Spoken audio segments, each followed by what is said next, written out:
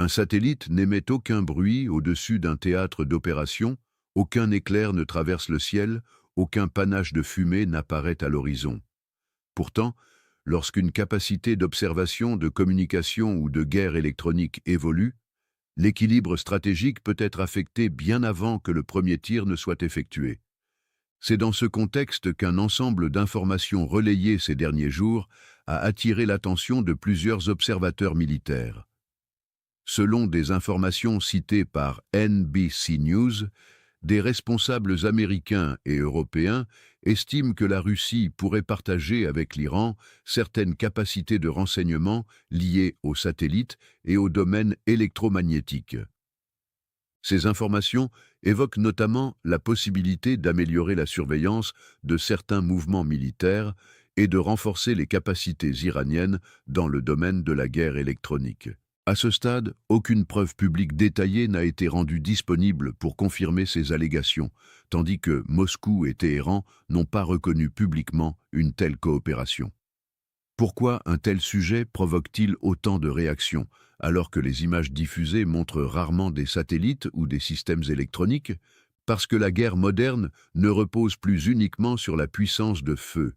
Les capacités de détection, de traitement de l'information, de navigation et de communication sont devenues des composantes essentielles des opérations militaires contemporaines.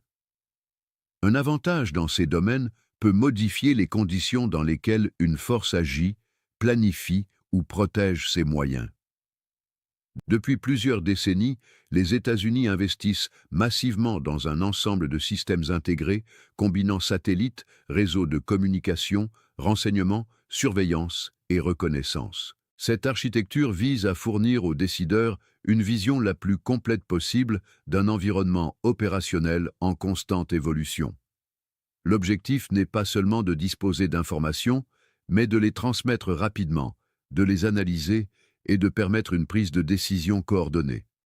Dans cette logique, toute hypothèse selon laquelle un autre acteur améliorerait sensiblement ses propres capacités d'observation ou de brouillage attire naturellement l'attention des spécialistes.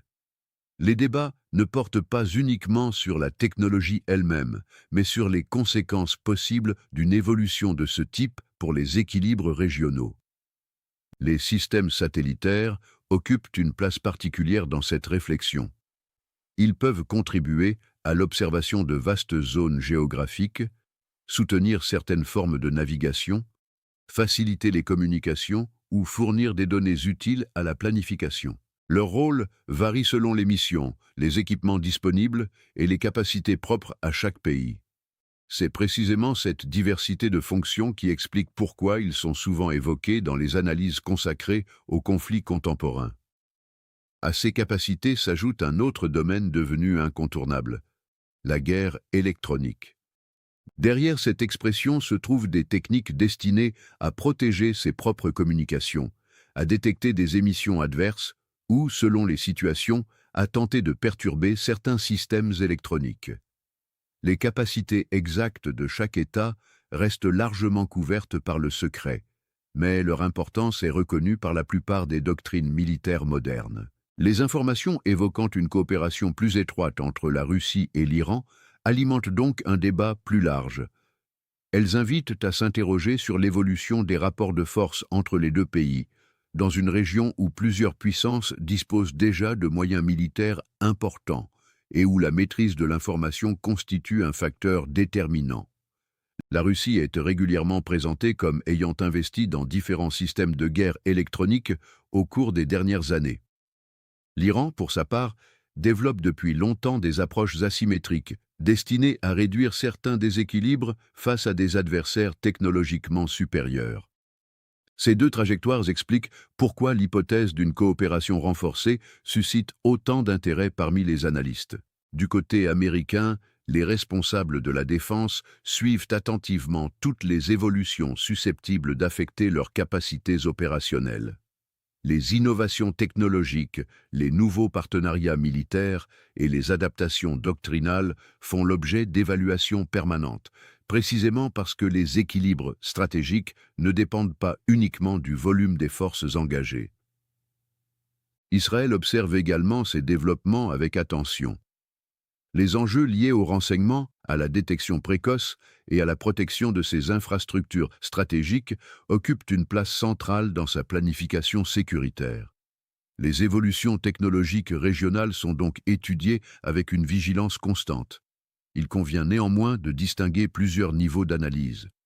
Une coopération technique éventuelle ne signifie pas automatiquement qu'un équilibre militaire est transformé. Les performances réelles des systèmes, leur intégration opérationnelle, leur emploi dans des conditions concrètes et les contre-mesures développées par les autres acteurs influencent également les résultats observés sur le terrain. Cette prudence méthodologique est essentielle. Les annonces, les déclarations publiques et les évaluations préliminaires ne reflètent pas toujours l'ensemble de la réalité opérationnelle. Les conflits modernes sont marqués par une forte compétition informationnelle où chaque acteur cherche aussi à influencer les perceptions. Malgré ces précautions, une tendance apparaît clairement dans les analyses stratégiques. Les domaines spatial, numérique et électromagnétique occupent une place grandissante dans les réflexions sur la sécurité internationale. Les investissements réalisés dans ces secteurs traduisent l'importance accordée à leur maîtrise. C'est précisément cette transformation silencieuse que nous allons examiner dans la suite de cette analyse, non pas à travers des certitudes, mais en observant les éléments disponibles, les hypothèses avancées par différents acteurs et les implications potentielles pour les rapports de force au Moyen-Orient. Une question revient régulièrement dans les cercles spécialisés: pourquoi les investissements consacrés aux satellites, aux renseignements et aux systèmes électroniques occupent-ils aujourd'hui une place aussi importante que les programmes consacrés aux avions de combat, aux bâtiments de surface ou aux missiles de longue portée? La réponse tient à une évolution profonde de la conduite des opérations militaires. Pendant longtemps, la puissance était principalement associée au volume des forces disponibles. Plus une armée possédait d'hommes, de blindés, d'avions ou de navires, plus elle était considérée comme capable d'imposer sa volonté sur un théâtre d'opération. Cette logique conserve une part de vérité, mais elle ne suffit plus à expliquer les rapports de force contemporains. Les conflits récents montrent que la vitesse de circulation de l'information, la qualité du renseignement et la capacité à protéger ou perturber des réseaux critiques influencent désormais directement les décisions prises sur le terrain. Identifier un mouvement de troupes plusieurs heures avant son arrivée, observer l'activité d'une base, détecter le départ d'un bâtiment militaire, suivre une flotte dans une zone maritime sensible, autant d'éléments qui peuvent contribuer à réduire l'incertitude au moment de planifier une opération. Les informations évoquant un éventuel partage de capacités entre la Russie et l'Iran s'inscrivent précisément dans cette logique. Elles ne portent pas uniquement sur un transfert de technologie, elles soulèvent une interrogation plus large concernant l'évolution de la circulation du renseignement entre partenaires stratégiques. À ce stade, les éléments disponibles reposent sur des déclarations rapportées par plusieurs responsables cités anonymement dans la presse. Aucune démonstration publique n'a confirmé l'ensemble des capacités évoquées et les gouvernements directement concernés n'ont pas validé ces affirmations. Cette distinction reste importante pour comprendre la nature du débat. Même en l'absence de confirmation publique, les discussions révèlent une réalité plus générale. Les technologies spatiales et électroniques occupent désormais une place centrale dans les réflexions stratégiques des principales puissances. Pour les États-Unis, préserver une avance dans ces domaines constitue depuis longtemps un objectif majeur. Les moyens consacrés à l'observation, aux communications sécurisées, au renseignement ou à la protection des réseaux reflètent cette priorité. Une partie importante de l'efficacité opérationnelle repose sur la capacité à collecter rapidement des informations fiables et à maintenir des liaisons robustes entre les différents niveaux de commandement. Dans un environnement où plusieurs acteurs développent également leurs propres capacités, chaque évolution est observée avec attention. Les analystes ne cherchent pas uniquement à mesurer la performance d'un équipement particulier, Il tente surtout d'évaluer les effets possibles sur les rapports de force si de nouvelles compétences venaient à être combinées. La Russie possède une expérience reconnue dans plusieurs domaines, liés à la guerre électronique et à certaines formes de lutte électromagnétique. L'Iran, quant à lui, investit depuis plusieurs années dans des approches visant à renforcer son autonomie technologique et à développer des capacités adaptées à son environnement régional. Les trajectoires des deux pays expliquent pourquoi les hypothèses de coopération font l'objet d'analyses approfondies. Une autre dimension mérite également d'être prise en compte. Les systèmes modernes fonctionnent rarement de manière isolée. Satellites, réseaux de communication, capteurs, moyens de surveillance et centres d'analyse forment généralement un ensemble intégré. L'efficacité de cette architecture dépend autant de la qualité des équipements que de leur capacité à fonctionner ensemble dans des conditions parfois très complexes. Les spécialistes insistent donc sur un point essentiel.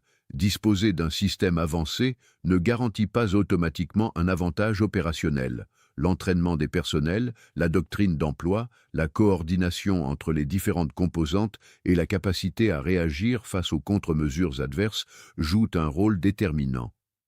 Le Moyen-Orient constitue un environnement particulièrement exigeant pour ce type d'évaluation.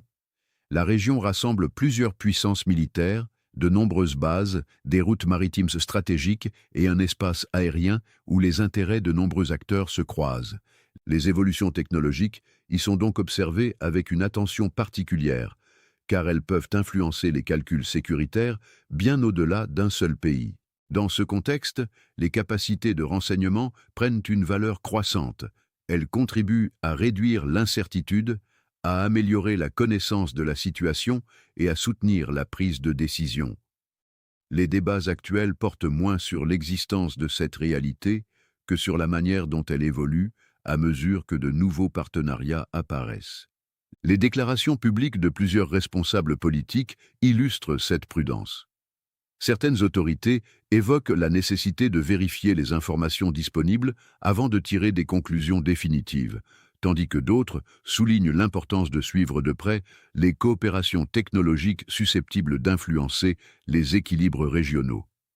Cette diversité d'appréciation montre que les analyses restent ouvertes. Les capacités réelles, leur niveau d'intégration et leur impact opérationnel continuent de faire l'objet de discussions parmi les spécialistes. Une certitude ressort néanmoins de l'ensemble de ces débats. Le domaine spatial et la guerre électronique occupent désormais une place durable dans les stratégies de sécurité internationale. Les investissements réalisés par de nombreux États traduisent une conviction largement partagée. La maîtrise de l'information constitue un facteur essentiel des rapports de force contemporains. Les débats autour des satellites et de la guerre électronique conduisent souvent à une idée simplifiée. Il suffirait de disposer d'une technologie avancée pour transformer immédiatement un rapport de force. Les spécialistes des questions militaires adoptent généralement une approche beaucoup plus nuancée. Une capacité technique, aussi performante soit-elle, ne produit des effets que si elle s'intègre dans un ensemble cohérent. Observation, traitement des données, communication sécurisée, analyse du renseignement et chaîne de commandement fonctionnent comme les maillons d'un même système. Si l'un de ces éléments présente une faiblesse importante, l'efficacité globale peut s'en trouver réduite.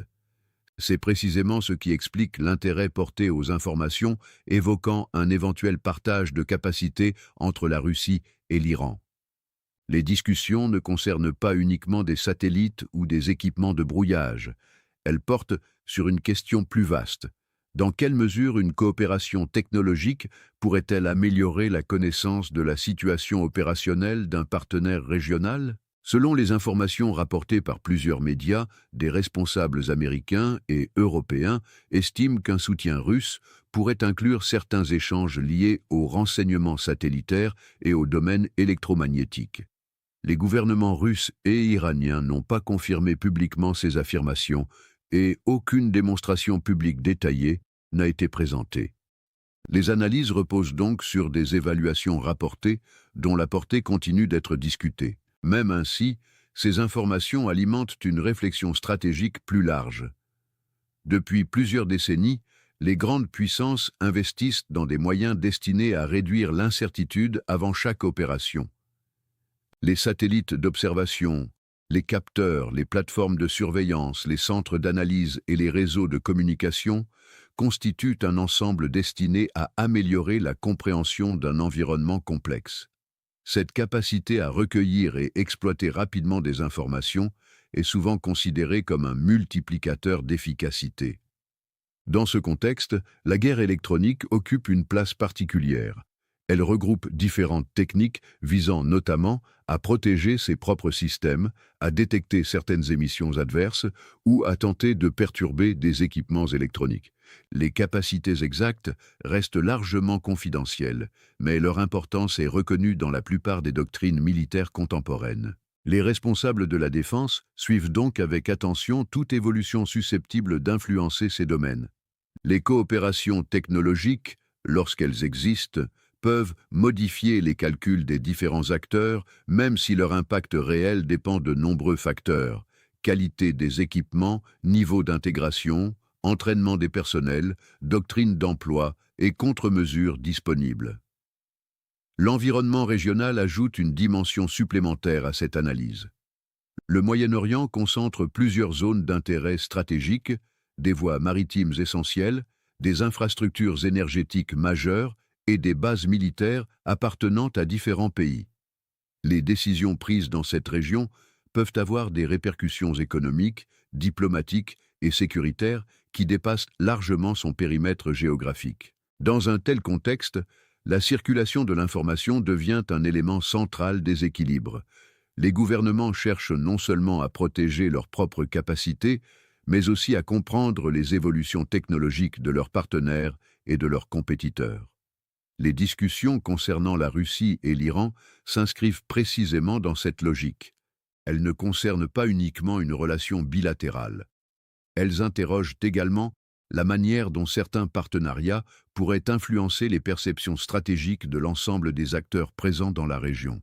Du côté américain, les responsables militaires procèdent régulièrement à des évaluations destinées à anticiper les évolutions susceptibles d'affecter leurs opérations. Les innovations technologiques, les nouvelles formes de coopération et les adaptations doctrinales font partie des paramètres examinés en permanence. Israël mène lui aussi des analyses approfondies sur les transformations de son environnement stratégique. Les capacités de détection, les systèmes d'alerte, les moyens de renseignement et la protection des infrastructures critiques représentent des priorités constantes pour les autorités chargées de la sécurité nationale. Une autre caractéristique mérite d'être soulignée. Les conflits contemporains se déroulent autant dans le domaine de l'information que dans celui des capacités matérielles. Les annonces publiques, les déclarations officielles et les évaluations stratégiques influencent parfois les perceptions avant même que les conséquences opérationnelles puissent être observées. Pour cette raison, les spécialistes distinguent généralement plusieurs niveaux d'analyse. D'un côté, les informations publiquement disponibles permettent d'identifier certaines tendances. De l'autre, les capacités réellement déployées, leur performance et leur intégration opérationnelle demeurent souvent couvertes par le secret. Cette distinction invite à la prudence. Les hypothèses évoquées dans les débats actuels doivent être examinées à la lumière des éléments accessibles, sans tirer de conclusions définitives tant que les informations demeurent incomplètes. Malgré ces incertitudes, une évolution apparaît clairement dans les stratégies des principales puissances. La compétition technologique occupe désormais une place essentielle dans les réflexions consacrées à la sécurité internationale. Les investissements réalisés dans les domaines spatial, numérique et électromagnétique traduisent une volonté commune de renforcer la résilience, d'améliorer la connaissance de la situation et de préserver une liberté d'action face à des environnements de plus en plus complexes. Une coopération militaire ne se mesure pas uniquement au nombre de systèmes transférés d'un pays à un autre. Dans les relations internationales, la valeur d'un partenariat dépend souvent de la manière dont les différentes capacités peuvent être combinées. C'est précisément cette logique qui alimente les interrogations autour des informations évoquant une possible coopération renforcée entre la Russie et l'Iran, dans les domaines du renseignement et des technologies spatiales. Les informations relayées par plusieurs médias citent des responsables américains et européens selon lesquels certains échanges pourraient concerner des capacités de renseignement satellitaire et de guerre électronique. À ce stade, ces éléments n'ont pas été confirmés publiquement par des preuves accessibles et les autorités russes comme iraniennes n'ont pas reconnu une telle coopération. Les analyses qui suivent portent donc sur les implications stratégiques potentielles d'un tel scénario, et non sur un fait établi. Pour comprendre pourquoi cette hypothèse attire autant d'attention, il faut s'intéresser à la manière dont les opérations militaires contemporaines sont préparées. Avant qu'un appareil ne décolle ou qu'un navire ne prenne la mer, une quantité considérable d'informations est généralement recueillie et analysée. Les mouvements observés, les communications disponibles, les caractéristiques du terrain, les itinéraires possibles et les conditions opérationnelles constituent autant d'éléments qui alimentent la planification. Plus cette vision est complète, plus les responsables disposent d'options pour adapter leurs décisions. Les satellites représentent l'un des nombreux moyens susceptibles de contribuer à cette connaissance de la situation. Selon leur nature, ils peuvent participer à l'observation, aux communications ou à d'autres fonctions de soutien. Leur efficacité dépend toutefois de nombreux paramètres techniques et opérationnels qui ne sont généralement pas rendus publics. Les capacités de guerre électronique répondent à une logique comparable. Elles ne remplacent pas les autres moyens militaires, mais peuvent agir comme un facteur complémentaire. Leur objectif varie selon les doctrines: protéger certains systèmes, détecter des émissions, limiter les effets de certaines capacités adverses ou renforcer la résilience de ses propres réseaux. L'Iran développe depuis plusieurs années une approche qui cherche à renforcer ses capacités nationales dans différents domaines technologiques. Cette orientation répond à des objectifs de sécurité propres au pays et s'inscrit dans une stratégie de long terme visant à accroître son autonomie dans plusieurs secteurs sensibles. La Russie, de son côté, poursuit également des investissements importants dans les domaines spatial, électronique et numérique. Les analyses publiques soulignent régulièrement l'importance accordée par Moscou à ces capacités, même si leurs performances exactes et leurs modalités d'emploi restent en grande partie confidentielles. Lorsque deux acteurs investissent dans des domaines similaires, les observateurs cherchent naturellement à comprendre si leurs intérêts pourraient converger. Cela ne signifie pas automatiquement qu'une coopération existe dans toutes les dimensions évoquées, mais explique pourquoi certaines hypothèses font l'objet d'un examen approfondi. Les États-Unis suivent ce type d'évolution avec attention. Leur réseau mondial de partenaires, leur capacité de renseignement et leurs moyens technologiques demeurent parmi les plus développés au monde. Les responsables américains procèdent régulièrement à des évaluations destinées à anticiper les innovations susceptibles d'influencer leurs opérations ou celles de leurs alliés. Israël mène également un travail permanent d'analyse stratégique. Les capacités de surveillance, les systèmes d'alerte et les moyens de protection des infrastructures critiques occupent une place centrale dans sa planification sécuritaire.